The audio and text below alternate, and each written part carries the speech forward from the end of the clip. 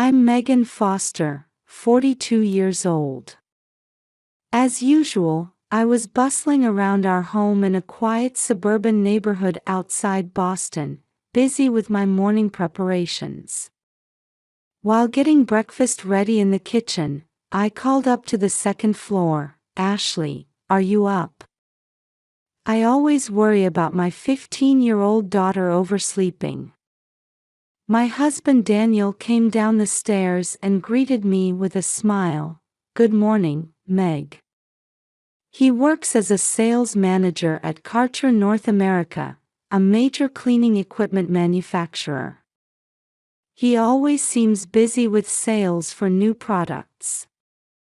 "Early start today?" I asked, to which Daniel replied, "Yes, I've got a presentation on a new product. I'm a bit nervous." I patted his shoulder lightly and encouraged him, "You'll do great. I'm sure it'll go well." Finally, Ashley came down, and the three of us had breakfast together. "Mom, can I go to the mall with my friends after school today?" Ashley asked. I thought for a moment before asking back, "Is your homework done?" She answered confidently, "Of course. I finished it all yesterday." "All right then, you can go. But be back by 8 p.m., I gave permission, and Ashley exclaimed happily, "Thank you." After breakfast, we each headed off to our daily routines. I spend my days as an English teacher at Quincy High School. I love teaching and find great joy in watching my students grow. That evening, when Daniel returned home, he looked a bit troubled. "What's wrong?" I asked, and after a moment's hesitation, he began to speak. "Well, it seems Rachel has lost her job." Rachel is Daniel's 35-year-old sister-in-law. The moment I heard her name, a wave of anxiety washed over me. All the troubles she had caused in the past flashed through my mind like a montage. Daniel continued, "She's asking if she can stay with us temporarily. Do you think it'll be okay?" I chose my words carefully as I answered, "Well, do you remember what happened the last time she stayed with us? Back then." Daniel interrupted me, saying, I know. But I think this time will be different. She seems to have learned her lesson." I let out a deep sigh. Daniel's kindness is both his strength and sometimes his weakness. "All right. But if anything happens, it'll be fine, Meg. I'm sure things will work out this time," Daniel said confidently. That night, I couldn't sleep. I was worried that Rachel's arrival might disrupt our peaceful daily life. Looking out the window, I saw stars twinkling in the quiet night sky. I finally closed my eyes, praying that this tranquility would last for a long time. Rachel arrived at our house on a rainy Saturday afternoon. The doorbell rang, and Daniel rushed to greet her. I watched from the living room, feeling a bit tense. "Hey, Rachel. It's been a while," Daniel's cheerful voice could be heard. Rachel's slightly reserved voice replied, "Thank you for having me, Daniel." As they entered the living room, I stood up to greet her. "Welcome, Rachel." Rachel looked a bit thinner and tired. "Thank you, Megan. I'm sorry for the trouble," she said. Her words sounded sincere, but the caution in my heart didn't completely disappear. Ashley came running down the stairs, exclaiming, "Aunt Rachel. They were happy to see each other after a long time and immediately started chatting comfortably. During dinner that evening, Rachel told us about her job loss. The company's financial situation worsened, and there was a large-scale layoff. It was so sudden. Her voice trailed off. Daniel gently said, "It's okay, Rachel. You can look for a new job while you're here. There's no need to rush." I agreed, but internally, I had mixed feelings. A worry crossed my mind that Rachel's stay might be prolonged. As a few days passed, I began to notice that Rachel's presence was gradually influencing our family's daily life. What particularly concerned me was how quickly she was becoming close to Ashley. One evening, while I was preparing dinner in the kitchen, I could hear Ashley and Rachel's cheerful laughter from the living room. Listening closely, I heard Rachel saying, "Yes, and then in high school, this happened." I found myself unconsciously straining to hear. Rachel's high school stories shouldn't be very good memories. I clearly remember her causing problems back then. "Mom, what are you doing?" Ashley's sudden voice startled me back to reality. "Oh, I was just lost in thought," I answered, feeling a bit embarrassed about my behavior. During dinner, Rachel began asking Daniel about his work. "Daniel, how's the new product development at Karcher?" "I'm really curious." Daniel looked a bit uncomfortable but answered, "Well, we have some new things coming out, but I can't say much. It's company confidential, you know." Rachel persisted, "I see. But what's the general direction?" "Environmentally friendly products, perhaps." Feeling a bit awkward, I tried to change the subject. "By the way, Rachel, how's your job search going?" She frowned slightly and replied, "Well, I'm trying. But it's not easy to find something." That night, I spoke to Daniel in our bedroom. Rachel seems to have gotten quite close to Ashley lately. Daniel looked up from his book and said, "Yes, I think it's good stimulation for Ashley." I hesitated but continued, "But I'm a bit worried. Considering Rachel's past." Daniel frowned slightly and said, "Meg, let's let bygones be bygones. I think Rachel has changed." I fell silent. I didn't want to disrupt the family harmony. But internally, I was still worried. Looking out the window, I saw moonlight quietly illuminating the garden. How long would this peaceful daily life continue? With these thoughts, I closed my eyes. It was Friday evening, and I had just returned from school. While preparing dinner in the kitchen, I was reflecting on today's class. It was impressive to see the students discussing Romeo and Juliet. "I'm home," Ashley's voice called out, and I turned around with a smile to say, "Welcome back." However, that smile quickly faded. Ashley didn't look well. "Ashley, are you okay?" I asked, and she weakly replied, "I'm feeling a bit sick." I immediately rushed to Ashley's side and put my hand on her forehead. There was no fever, but she clearly looked unwell. "How do you feel?" I asked, and Ashley began to say, "My stomach hurts, and I feel nauseous."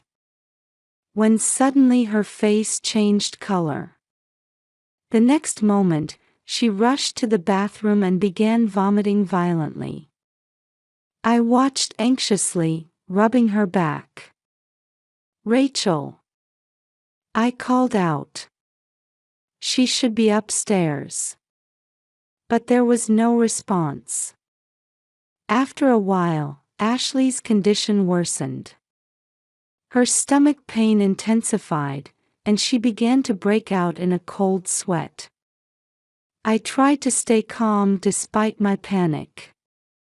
"Daniel, come home quickly," I prayed in my heart as I called my husband. "Ashley's in trouble. Come home right away." Before I could hear Daniel's response, I heard Ashley's cry of pain.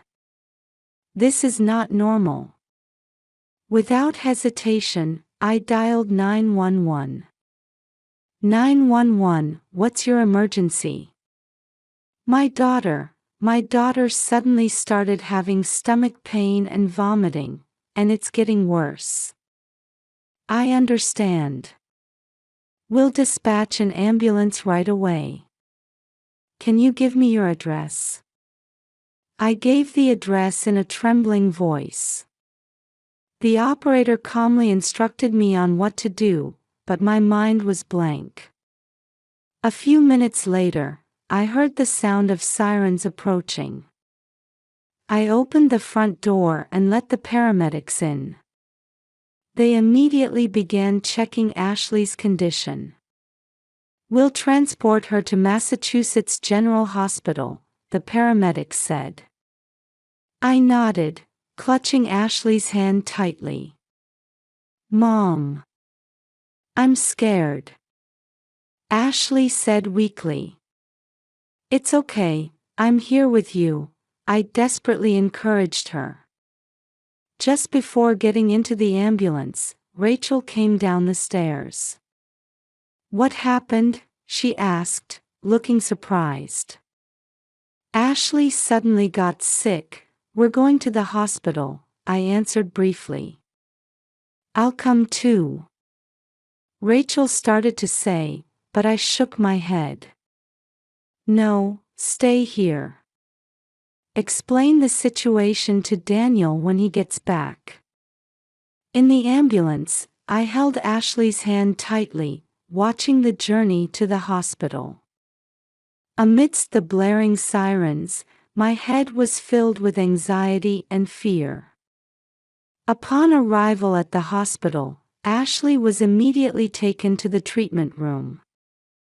I waited in the waiting room, feeling overwhelmed with worry. After a while, Daniel rushed in, out of breath. "Meg, how's Ashley's condition?" "We don't know yet, the doctor is examining her now." We clung to each other, waiting for the doctor's report. Time seemed to stretch on forever. Finally, the doctor appeared and approached us. His expression was serious, and my heart began to race. "Mr. and Mrs. Foster, your daughter's condition is critical," the doctor said. "She's showing symptoms of acute poisoning. We haven't identified the cause yet, but it's likely she was exposed to some kind of toxin." Daniel and I were speechless. Poison. How could Ashley have come into contact with such a thing? "We've started detoxification treatment. The next 24 hours will be crucial," the doctor continued. We nodded at the doctor's words, but our minds were in chaos. When we were led to Ashley's room, we saw our daughter surrounded by various medical equipment. I couldn't help but burst into tears. "How could this happen?" Daniel muttered. At that moment, I suddenly realized something. "Rachel hasn't come yet." Daniel looked a bit surprised and said, "Oh, right. I should call her." While he was calling Rachel, I sat by Ashley's bedside, holding her hand. "Hang in there, Ashley. Mom and Dad are here with you. Daniel came back with a slightly confused expression. Rachel says she has something to do. She can't come today. I frowned.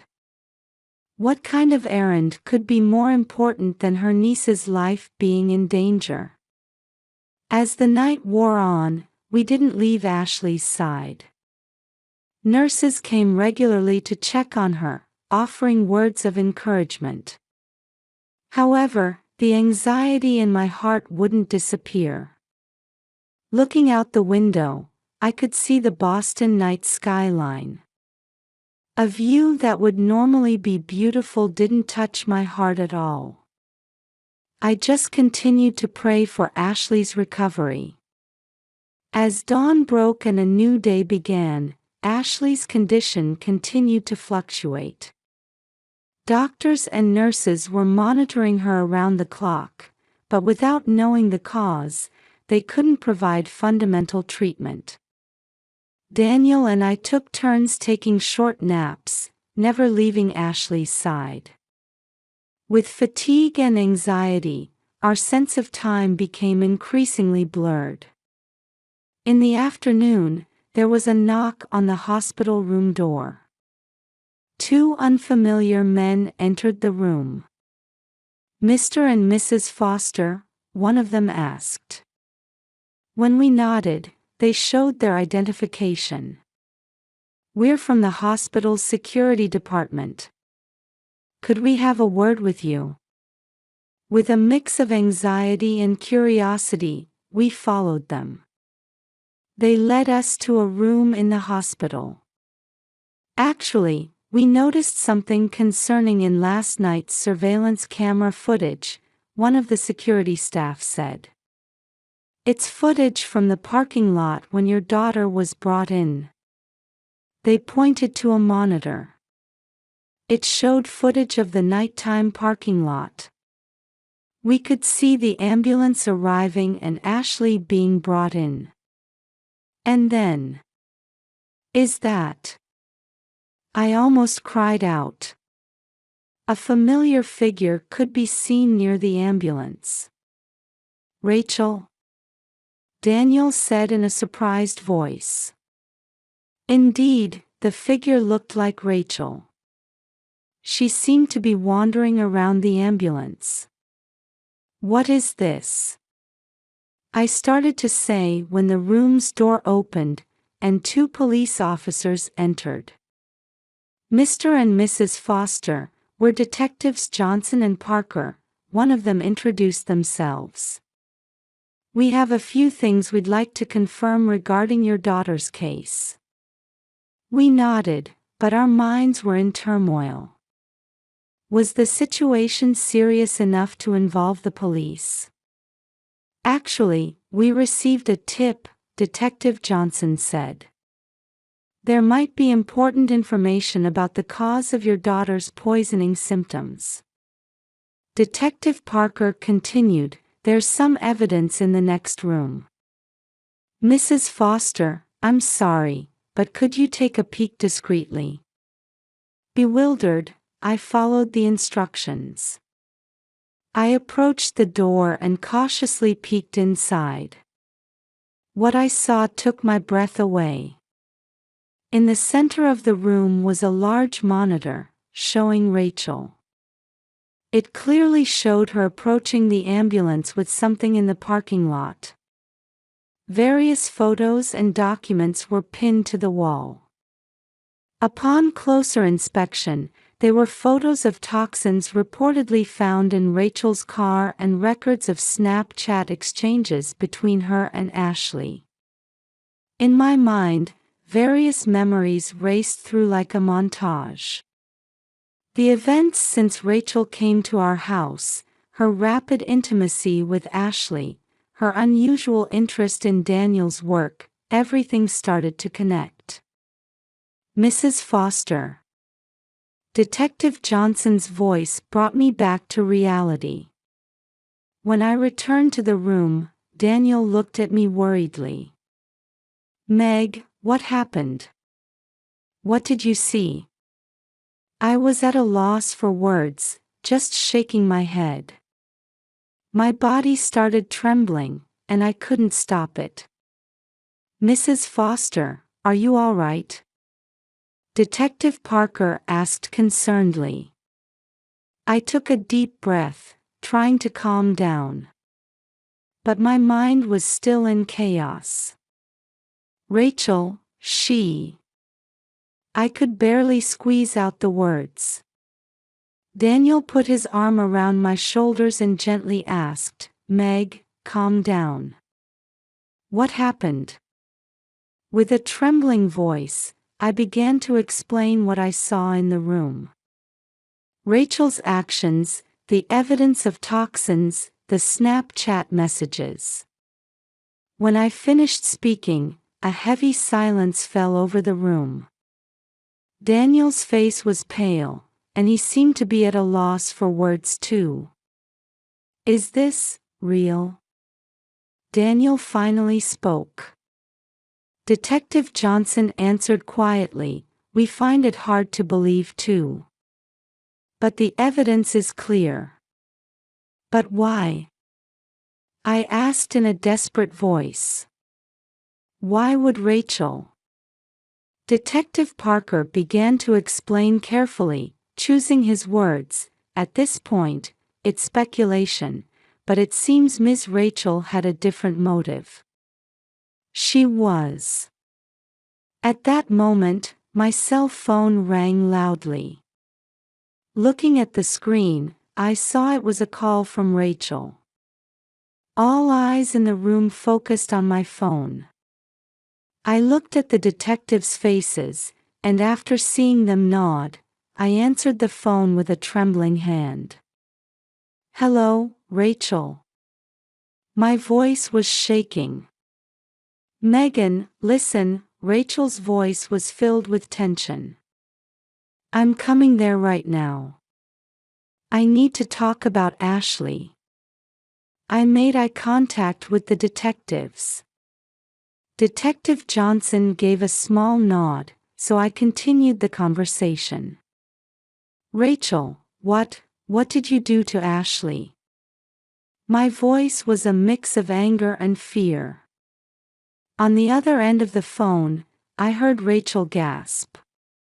"You know," her voice became thin. "Why?" I asked, trying to suppress the urge to scream. "Why Ashley?" "Megan, listen," Rachel said desperately. "This is all a misunderstanding. I never meant to hurt Ashley." At that moment, I heard the sound of sirens in the background. I could hear Rachel inhale sharply. "Rachel, where are you now?" I asked. "In the hospital parking lot." Her voice was trembling. "Megan, I..." Suddenly, the call cut off. The room was once again enveloped in heavy silence. "She's here," Detective Johnson said quietly. "Our colleagues are already on their way to the scene." Daniel stood up. "We have to go. We need to see Rachel." I stood up too, but my legs were shaking. "I'm going too." Detective Parker said cautiously, "Both of you, this could be dangerous. Can't you leave it to us?" But Daniel and I were determined. "Rachel is our family," Daniel said. "We need to be the ones to meet her." The detectives hesitated for a moment but finally agreed. "All right. But please follow our instructions strictly." We hurried to the parking lot. In the elevator, I gripped Daniel's hand tightly. His hand was cold and trembling too. When we arrived at the parking lot, there were several police cars parked. And in the center, one car. Rachel's car. "Rachel!" Daniel called out. The car door slowly opened, and Rachel appeared. Her face was pale, and her eyes were filled with tears. "Daniel." "Megan." Her voice was trembling. I want to explain." Police officers approached Rachel. She showed no signs of resistance, just staring at us. "Why?" I asked again. "Why, Ashley?" Rachel took a deep breath. I didn't mean to hurt Ashley. What I wanted was." At that moment, her words trailed off. Rachel's eyes widened, and she clutched her chest, collapsing. "Rachel!"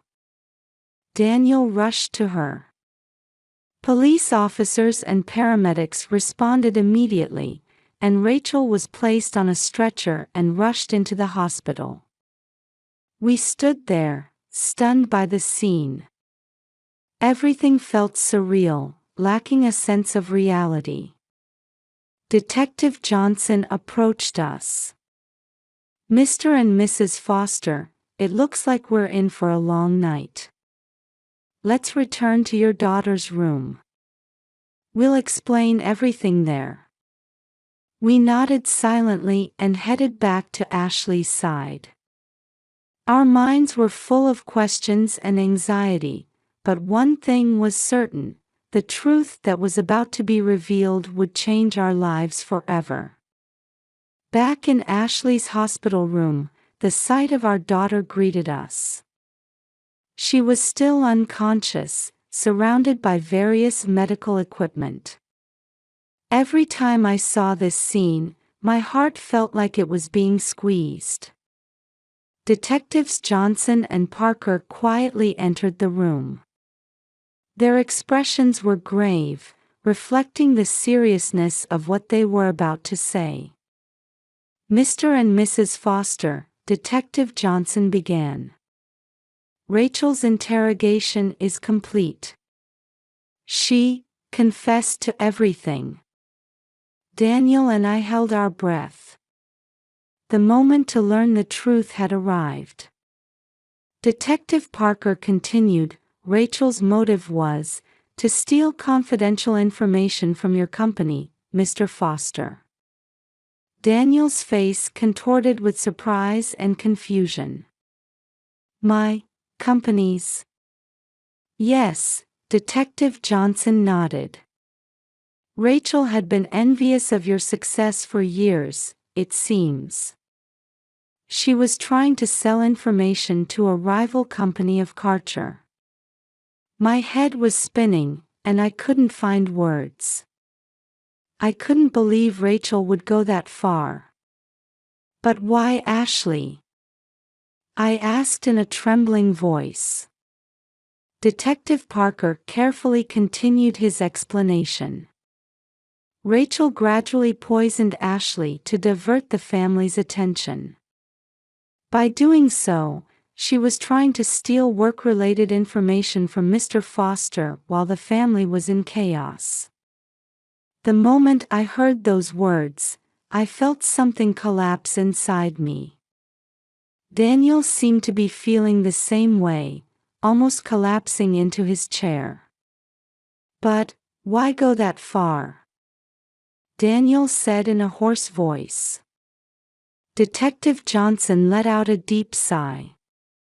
"It seems Rachel had been suffering from jealousy and feelings of inadequacy for years.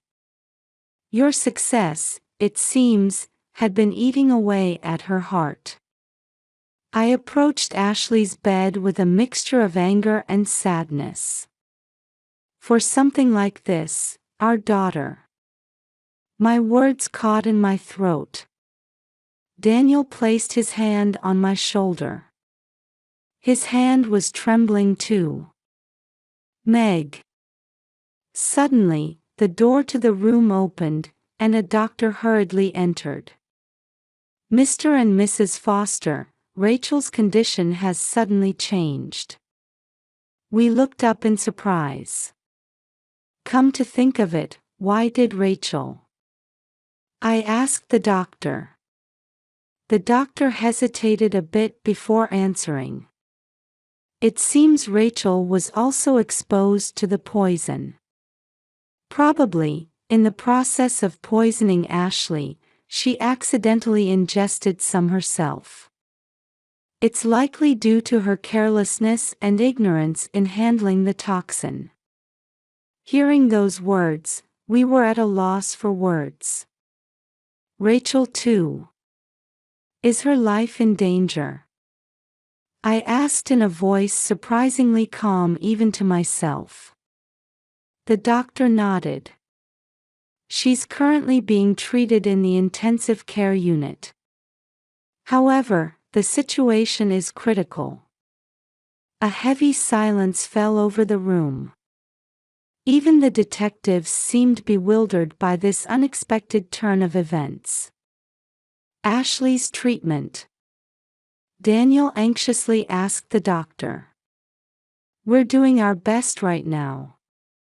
With the information we obtained from Rachel, we can now provide more appropriate treatment, the doctor answered in a slightly hopeful tone. I let out a deep breath. It's difficult to have hope in this situation, but we must look forward. What will happen now? I muttered. Detective Johnson quietly answered, we will continue our investigation. There are still many points to be clarified, such as the connection with the rival company. Daniel looked up and said with a determined expression, I'll take responsibility for the company matters. For now. Ashley's recovery is the top priority. I squeezed Daniel's hand. Yes, saving our daughter's life is the most important thing right now. Mr. and Mrs. Foster, Detective Parker said, the next few days are going to be tough. But we'll do our best to support you. We nodded gratefully. Looking out the window, the light of dawn was gradually spreading. The beginning of a new day, and the beginning of our new battle. As time passed, the number of medical staff coming and going in the hospital corridor increased. Ashley's condition remained critical. Daniel and I took turns staying by her side, continuously praying for her recovery. Meg, Daniel spoke to me with a tired expression. I called Karcher. I explained the situation and decided to take some time off. I nodded silently. Now we need to focus solely on Ashley. Amidst all this, an unexpected hand of support was extended to us. My colleagues from Quincy High School visited the hospital one after another, offering words of encouragement. Sarah Johnson, the head of the English department, held my hand tightly and said, Megan, if there's anything we can do, just say the word. The students are worried about Ashley too. Hearing those words, I felt tears welling up. Thank you, Sarah. I'll let Ashley know everyone's feelings. And to my surprise, my students had made message cards for Ashley. The walls of the hospital room were decorated with colorful cards. The thoughts contained in each one of them gave us strength. One day, the attending physician came with a new proposal. Mr. and Mrs. Foster, I'd like to consult with Dr. Emily Harris, a toxicology specialist from Boston Children's Hospital. Would that be all right with you? We immediately agreed. The next day, Dr. Harris visited the hospital room. She greeted us with a warm smile. I'd like to try a new detoxification therapy, Dr. Harris began to explain. This is a recently developed method that shows promise for cases like Ashley's. We felt like we had found a ray of hope. Please, please help Ashley, I said desperately. The treatment began, and we watched Ashley's condition with bated breath. As time passed, little by little, changes began to appear in her condition. Her pulse is stabilizing, the nurse reported happily. Hearing those words, Daniel and I hugged each other spontaneously. We can't relax yet, but this is definitely progress. Meanwhile, Rachel's condition was also gradually improving. She hadn't regained consciousness yet, but it seemed she was out of life-threatening danger. Meg, Daniel quietly spoke to me one day. About Rachel, what should we do when she wakes up? I let out a deep breath. Honestly, I don't have the emotional capacity to think about Rachel yet. For now. I just want to think about Ashley. Daniel nodded silently. He probably feels the same way. As days passed, we continued to pray for Ashley's recovery, swinging between hope and anxiety. The sky visible from the hospital room window sometimes clouded over, sometimes cleared up, as if reflecting our state of mind. Then one day, Ashley's fingers moved slightly. Ashley, I gasped, holding my daughter's hand. Can you hear me? It's Mom. At that moment, Ashley's eyelids trembled slightly. A new ray of hope was lit in our hearts. Several weeks have passed since Ashley regained consciousness. Every day, little by little, her condition improves. At first, it was difficult for her to speak, but now she can have short conversations. Mom. Ashley calls out in a small voice. Aunt Rachel. I gently squeeze my daughter's hand.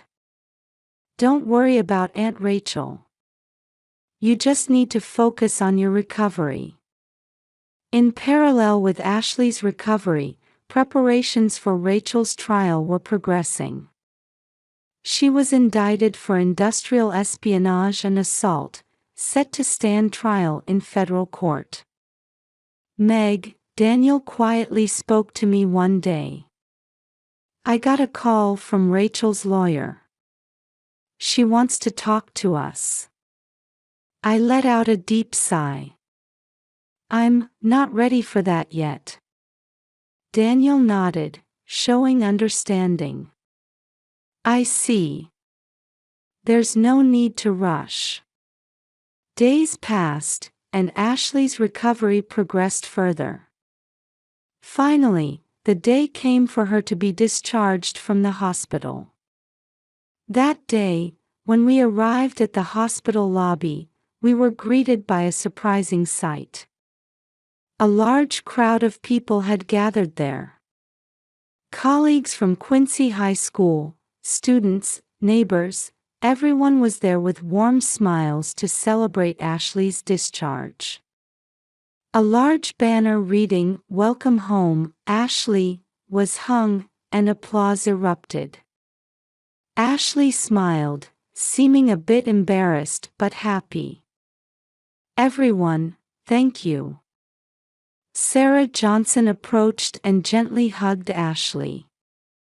You did well. Everyone is truly happy about your recovery. I felt tears welling up. Through this ordeal, we not only reaffirmed the strength of our family bonds but also realized the importance of community connections. In the car on the way home, Daniel quietly said, Meg, we've learned a lot from this experience.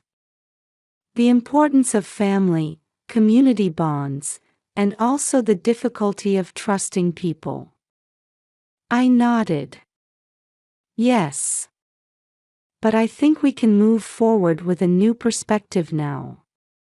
Ashley spoke in a small voice from the back seat. Mom, Dad, thank you. I want to become stronger. Hearing those words, Daniel and I looked at each other and smiled. When we arrived home, there were welcome home decorations on the front porch.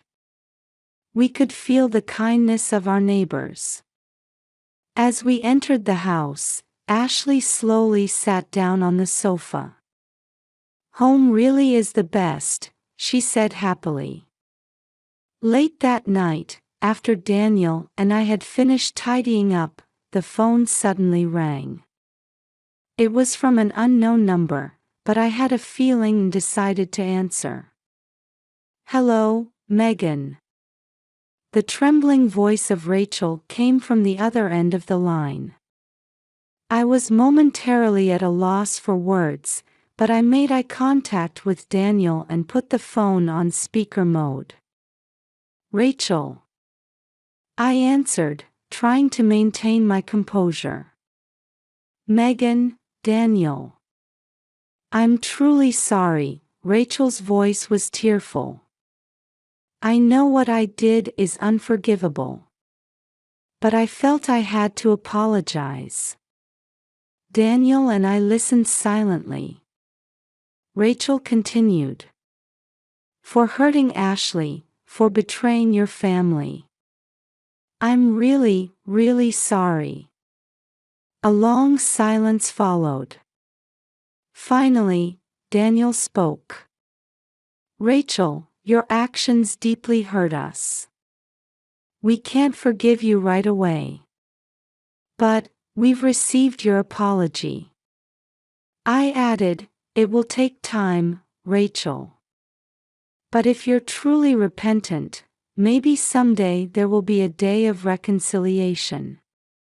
After hanging up the phone, Daniel and I were silent for a long time. This conversation might be the beginning of our long healing process. We quietly sat around Ashley, spending family time together. Outside, the sun was setting, hinting at the start of a new day. Through this experience, we learned many things.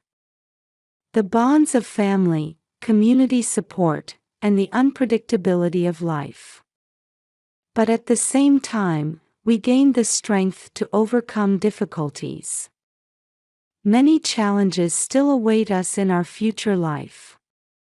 Reconciliation with Rachel, Ashley's complete recovery, and readjustment to daily life. However, we have the strength to overcome them. Looking out the window, stars were beginning to shine. It was as if they were celebrating the beginning of our new life. A few days later, we received a call from the prosecutor. The date for Rachel's trial had been set. The trial starts next month, Daniel informed me. According to the prosecutor, Rachel will be charged with industrial espionage and assault. I let out a deep sigh. How long could the sentence be? Daniel thought for a moment before answering. The charge of industrial espionage alone carries a maximum sentence of 15 years in prison. And then there's the assault charge for Ashley. That long? I couldn't hide my surprise. Yes. But the actual sentence will depend on the trial outcome. Rachel's attitude and level of remorse will also be taken into consideration. Ashley quietly interjected into the conversation. Did Aunt Rachel really do something bad? We looked at our daughter's face. Ashley's eyes showed sadness and confusion. Yes, Ashley, I explained gently. But she will receive appropriate judgment based on the law. And maybe, Someday she might be able to rehabilitate herself. Daniel nodded. That's right. Justice is important, but at the same time, we shouldn't forget the possibility of forgiveness. Through this conversation, we once again felt the importance of family bonds and the complexity of human nature. Rachel's actions are unforgivable, but she is also human. After she receives her judgment, how she will rebuild her life, that might also be something we need to watch over. Well, tomorrow marks the beginning of new days, I said to my family. Daniel and Ashley nodded, and we looked at each other. Having overcome this ordeal and strengthened our family bonds, we were ready to take a new step forward.